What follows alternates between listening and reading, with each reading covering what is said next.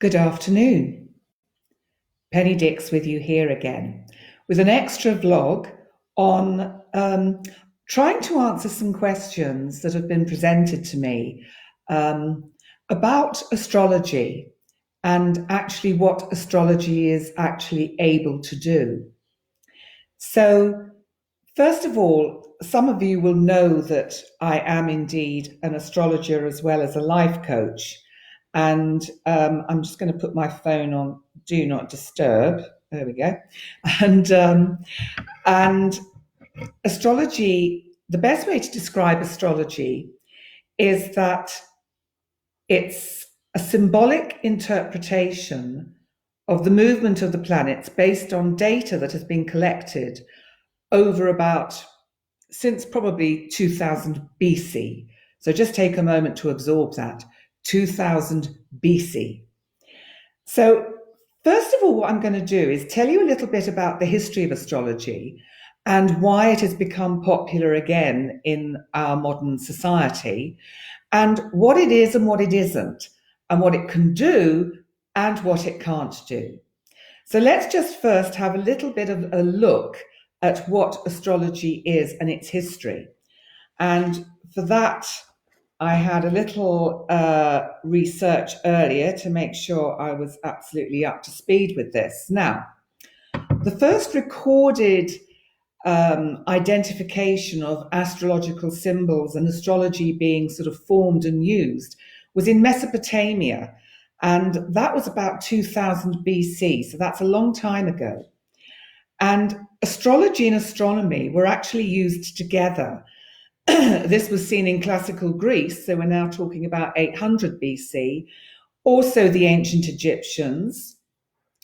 There are temples at Dendera where we have astrological symbols carved into the walls in hieroglyphs and the positions of the planets. And as I'm sure a lot of you are aware, there's been a lot of talk about the fact that the Great Pyramid is aligned with the star system of Orion. So we also have, apart from Egyptian references to astrology, we have the Indian and Vedic methods of astrology, which are slightly different, but basically all of astrology works on understanding the mathematical movements of the planets around our solar system and around our sun, but kind of also with that, with regard to how they affect our planet, planet Earth. Now, maybe what I can do to explain that is that the ancients, or sometimes the ancients, saw that or thought, and a lot of people perhaps still do, think that the Earth is the center of the universe or the solar system. But in fact, as we know, the Earth goes round the sun. Now, astrologers and astronomers did kind of know this, but for the purposes of astrology, because it's affecting us human beings living on this planet in all of these countries, why astrologers worked with Earth being the kind of center and how the planetary bodies move around the Earth and the sun in a sense, but the sun doesn't, as we know, move around the Earth moves around the sun. So what they did was they looked at the angle of the planets directed at where we are in a certain point in time. So say here we are in Europe, up here in Europe, and it would be based on the angles of the planets in the solar system going round the sun and the position of the sun at the time you're born towards where you are on the planet.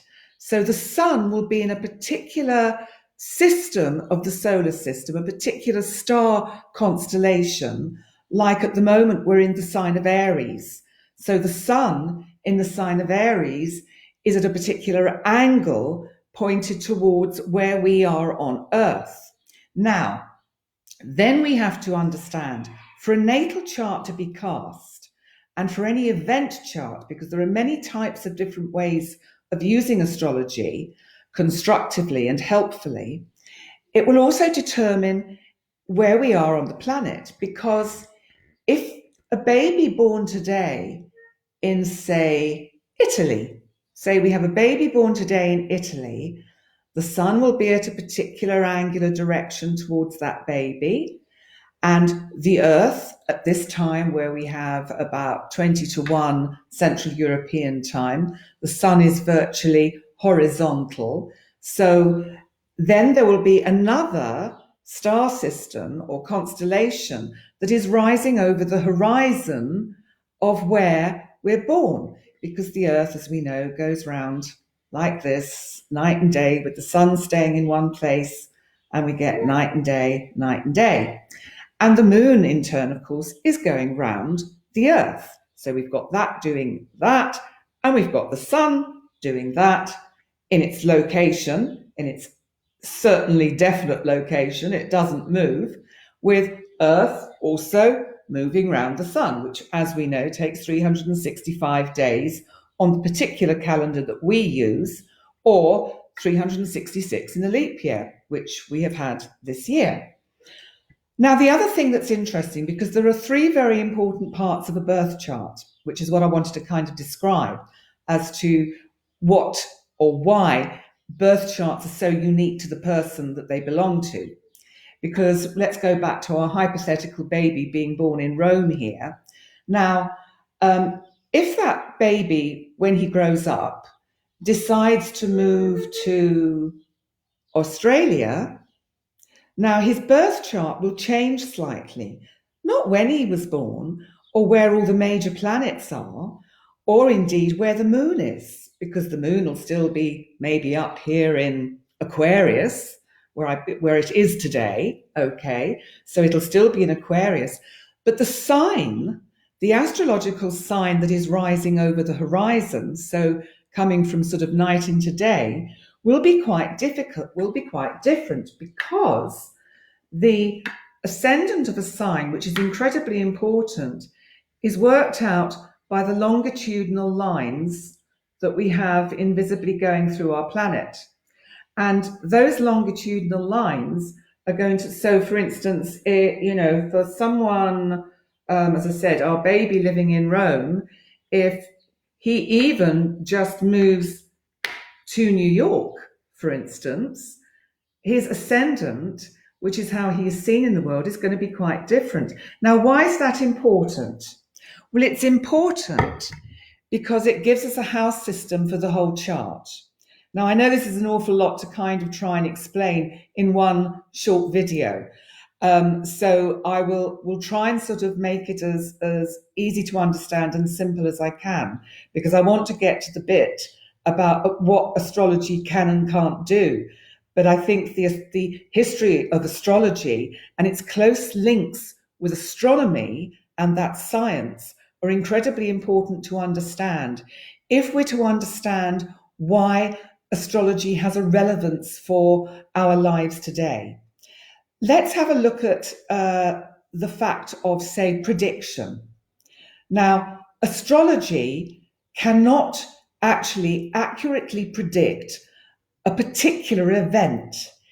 It can accurately predict the probabilities of what could happen from what has been observed over, as you can see, nearly 4,000 to 5,000 years. We're going back 2,000 years BC.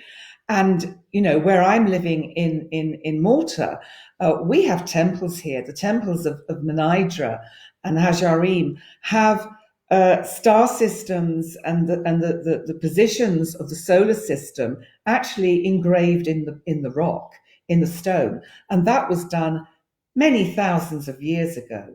So the ancients had an understanding that the energies of the planets, the angles of the planets to our planet, and the energies of these planets when they occupied certain positions in their sky, they noticed that certain events may take place. Now, I say may take place because it inclines and it is probabilities. You could actually say that astrology deals in like a futures market.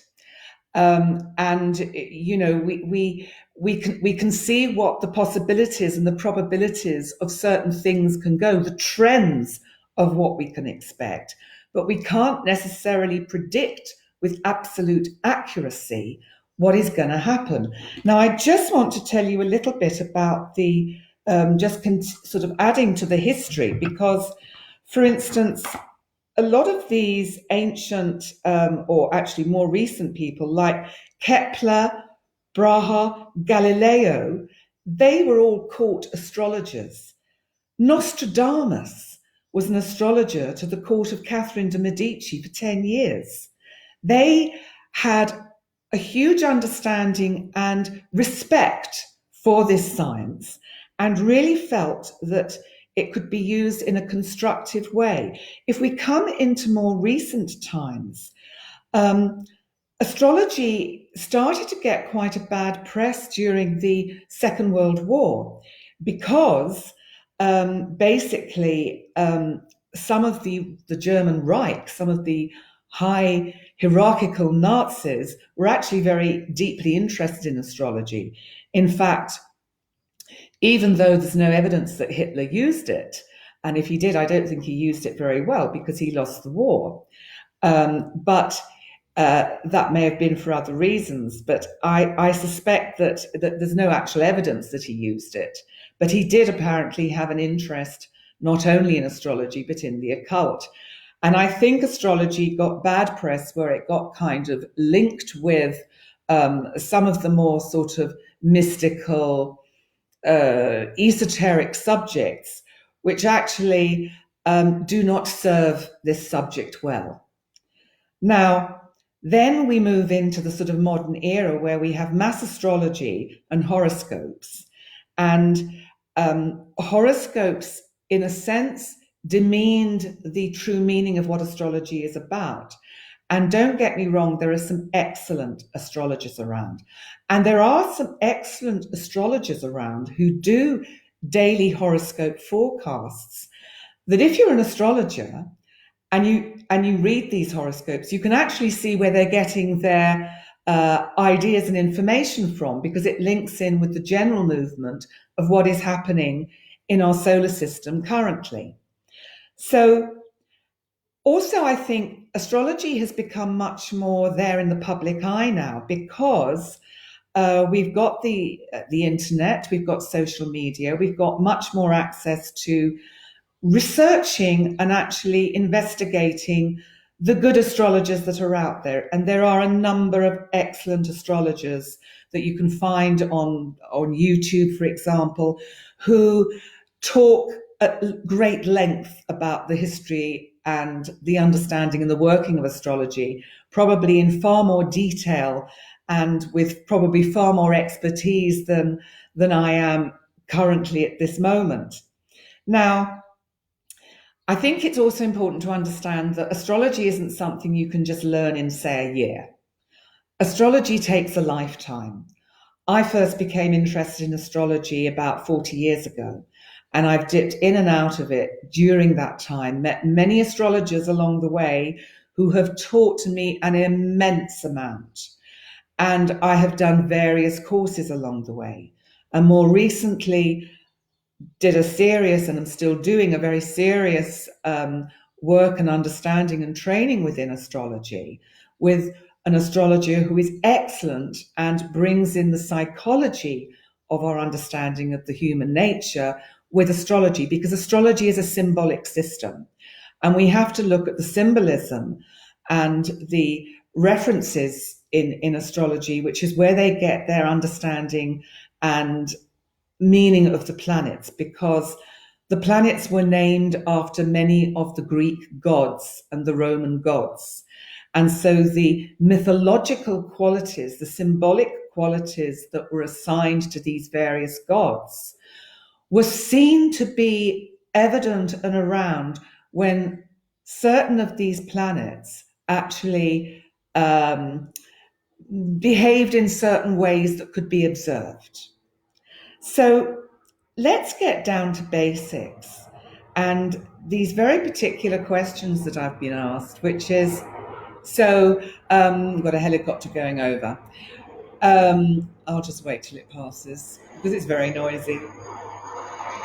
Hi. I've been asked if astrology is so accurate and potentially so clever, why did it not predict the pandemic? Now, it's a very interesting question. So I'm going to endeavour to answer why that did not happen. Now, astrologers have known for several years that the years of 2019, 2020, and 2021 were going to be significant in quite extraordinary and big ways. Now, astrologers know that because of the movements of three of our major planets, namely Uranus, and I'll explain about him in a minute, Pluto, and Saturn. So let's just unpack that a bit. Now, we knew that Uranus was going to leave the sign of Aries. I think it was about a year ago. I think it moved into Taurus round about March last year, 2019. And it's going to be there, I believe, and I have got it written down somewhere. It's going to be there till... No, I can't find it instantly, but it's going to be there for about 6 or 7 years in Taurus. Okay, so Taurus rules possessions, ownership, money, this kind of thing. And Taurus is actually ruled by Venus, and Venus rules money and possessions as well as love and relationships. So Uranus, who actually rules Aquarius, now Aquarius is, or Uranus in Aquarius can be very much about technology, the internet, invention, new ideas, innovative ideas. Aquarians are quite far-reaching in their thoughts. They think broadly. They think about the future. They think about, the dawning, if you like, of a new age. Aquarians can be quite remote. They can keep themselves to themselves a bit. But Uranus isn't particularly comfortable in Taurus because it's used to Aquarius, because it likes being there. It likes being unexpected and bringing unexpected events. It likes to just turn things upside down a bit. So Uranus moving into Taurus meant that when astrologers were looking and thinking about this, as I say, well before last year, we knew that we could probably expect within 2019, 2020, 2021, and quite possibly the next, 3-4 years, that there would be a little bit of disruption within world finance and economics. We knew that things could really be quite topsy-turvy, and we knew that it could be a kind of economic roller coaster. Now, what astrology cannot predict with any accuracy, we could come up with lots of ideas by looking at all the minor asteroids, which are many, as to what it could possibly be that is causing this global economic meltdown. We can't really know what caused it. How could we possibly know it was a pandemic? And, if we'd known that and said it, no one would have believed us anyway. And even if we knew it, we could hardly have been forearmed against it, because how can you be forearmed against, in a sense, an unseen, unknown enemy? So we knew there would be some kind of economic disruption. And if you go back, say, on YouTube and you listen to astrologers going back 1 year, 2 years, you will see if they're talking about Uranus going into Taurus, they will be talking about economic downturns, maybe seeing depressions, maybe seeing recessions. That will have been what they were forecasting for now. Now, next, let's look at our other two big players, because we've had going on in the beginning of this year, and we would have felt the energy of it building up throughout 2019. We've had the planet Saturn and the planet Pluto meeting, that means conjoining, coming together in the sign of Capricorn.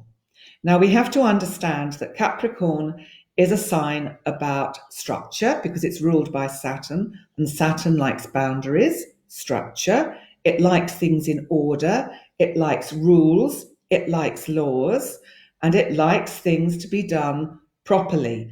And we have to work hard when Saturn is around.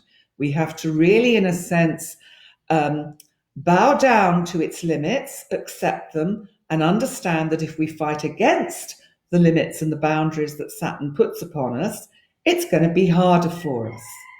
Now, we knew that Saturn was going to be there, and we know that because Saturn likes Capricorn, because Capricorn is very much about all those qualities, it was going to be difficult. It was certainly going to be memorable. Now, the fact that Saturn was going to be meeting up with Pluto, now Pluto in Capricorn, Pluto was the god of the underworld. Pluto is about transformation. Pluto is about digging down to the very depths and really turning out all the sludge from the bottom of the pond and going, now, what have we here? How can we transform this? How can we go through all this sludge and mud and maybe find the gold? So symbolically, astrologers knew that Saturn and Pluto coming together in Capricorn, and basically they would be meeting together in Capricorn, firstly, the beginning of this year, which happened round about January the 11th. Now, we were already at that point aware about COVID-19. We knew that it was already happening in China from about the beginning of December. And some of us may have vaguely thought, I wonder if that's what part of this is about. But I think most astrologers were probably caught up with the fact that for the last 3 years, we've seen a kind of disruption and breakdown in the European Union with the wish of the United Kingdom to leave the EU, and with all the Brexit negotiations, which in a sense, it did link in with the Saturn-Pluto meeting in Capricorn in January, because the EU saw Great Britain or the United Kingdom finally leave formally at the end of January, while those two planets were conjunct. And you see, Saturn and Pluto in Capricorn can mean the breakdown of old orders, the breakdown of the existing kind of structure which somehow isn't appropriate anymore. It doesn't kind of work anymore. So most of us as astrologers would have been focusing on that. Now, who would have known? And we knew also, let's not forget, with Uranus in Taurus causing economic disruption, that probably Saturn and Pluto were the contributory factors in bringing about the economic disruption. Although, interestingly, we could see that over the last few years, in spite of the Brexit negotiations, the world market stayed surprisingly buoyant, which kind of went against what a lot of forecasters in the markets had seen. So let's come back to today and to now. And why couldn't we predict the pandemic? Now, astrology predicts if you like, the symptoms of, the results of some cause that we cannot possibly always identify. If we look at the last time Uranus was in Taurus, it was actually in the mid-1930s, leading up to about 1941. Well, the world was kind of still in the rebound, or in the sort of the resounding vibrations left by the 1930s kind of depression and Wall Street crash. So again, there was, real economic disruption and roller coaster activity, and people having to learn to be very frugal with their own monetary systems and incomes. Now we're seeing the same here. And we're seeing the same, that as these structures are breaking down, and, as well as the breakdown of the economic system within the bounds of the EU. And, that is affected by the ongoing presence of Uranus in Taurus. Now, with Saturn and Pluto in Capricorn, I think what happens is when it has made aspects to some of the other major players in our whole chart, when it brings in planets like Neptune in Pisces. Neptune is in Pisces at the moment. Neptune at a cellular level can be about kind of microbiology and things like that. So, but if you don't know where to look, you can't necessarily make an accurate, probable prediction. So I hope you can kind of get a sense of where I'm coming from. Now, if we bring it down to a personal level and how astrology can actually be helpful in our personal lives, well, depending on your time of birth and the rising sign over the horizon when you were born. So, for instance, let's take Boris Johnson. I'm sure he won't mind me talking about him because his chart is publicly available. So I can tell you that Boris Johnson is a Gemini by star sign, and his ascendant is Libra. So that meant that when the sun was, or when he was born, the star sign that was rising over the horizon was the sign of Libra. And his moon, I can't remember. I do know where it is. I think his moon is in Scorpio. Okay. So interestingly, with Boris Johnson, he had things going on in his chart when he got sick. And I'm not going to go into great depth about it because it's more a question of, I think we can probably confidently say he's through the worst of it. But interestingly, Donald Trump is also a Sun Gemini, but he has a Leo ascendant. So if we think about the differences between these two men, a Gemini Sun would make them very good narrators, very good talkers. So they would be good at getting their words across because Gemini is ruled by Mercury. It's about words, it's about communication. Now, Boris has a Libran ascendant, so he's going to be actually much more, probably a little bit more balanced in what he says. He won't want to be too gung-ho, not too out there kind of, he's going to try and keep it balanced and see both sides.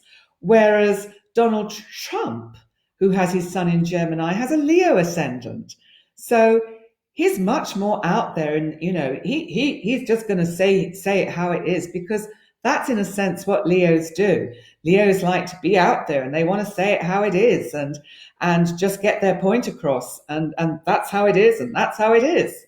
So I just give this to you as a slight example, but just coming back very briefly to how it can help you in your own chart. We can look at areas like where you would most flourish in your career. Are you actually living out your passion? Are you looking at a career that, according to your chart, you can really do well with? Or are you living out a part of the chart which is going to make it quite difficult for you to kind of honor yourself in that particular area? It can be a great help for career guidance, looking at an astrological chart. It can also help in relationships because we can look at the probabilities of a relationship lasting, of it being a good relationship, because you can do the synastry between the two partners. So there are many ways that you can use a chart. You can look at the psychological makeup of a person and psychologically how they can best use their nature and parts of themselves which they may need to develop. Now, I'm giving you a very brief as I can do, about a subject which, as you know, goes back thousands and thousands of years. And forgive me if I've left things out or maybe not explained it as well as I would like to. But I will do more of these, maybe being a little bit more succinct and directional about certain areas. But what I wanted to do was just give a little indication as to why Astrology is basically about probabilities. Nothing in life can really forecast the future. Because if you think about it, if we actually knew with certainty what was going to happen, wouldn't that be rather dull? Rather also frightening? If we knew with certainty, say, our death date, isn't that really quite awful? Quite scary? I don't think I'd want to know.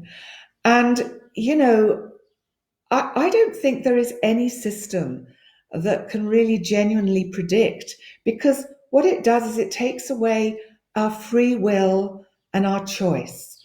That's why I think life sets out probabilities for us. It sets out probable paths. And astrology can show you those probable paths. It can show you the path that maybe you're most likely to follow and the consequences of following that path. But I think it would be a shame if we had no free will in life. And in my experience, and certainly through my life, I can see that my life has been far richer and far more enjoyable by exercising my right to free will and choice and accepting the choices I make and living with the consequences of those choices. So for today, thank you so much for listening. Thank you for joining, whether it's been today live or whether it's later on a catch up. And wow, a lot to take in. But thank you. And I welcome any of you that would like to seek further information about this. I'm available via Facebook, via Messenger, so you know where to find me. Thank you so much, and wishing you all a really good weekend. Bye for now.